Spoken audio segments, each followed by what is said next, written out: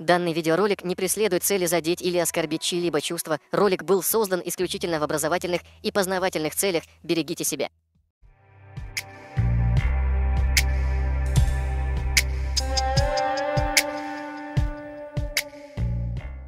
Кавказские неизведанные покемоны.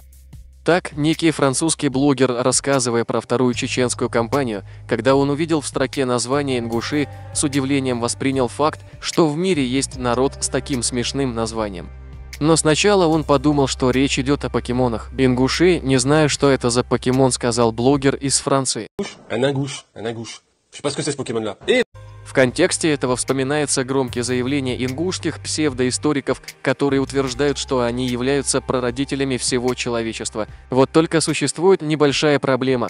Древность ингушей заканчивается в тот момент, когда они пересекают границы своей республики под видом чеченцев. Но было бы хорошо, если ингуши в той же Европе не относили себя к чеченцам, и тогда никто не стал бы вас называть с издевкой загадочные покемоны.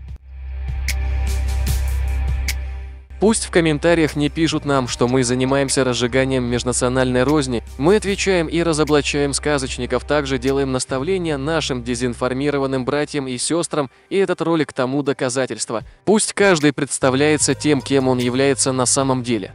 Будь то в Европе, США или в России, разницы нет. Если ты ингуш, говори я ингуш, иначе подобные казусные ситуации с покемонами будут частым явлением.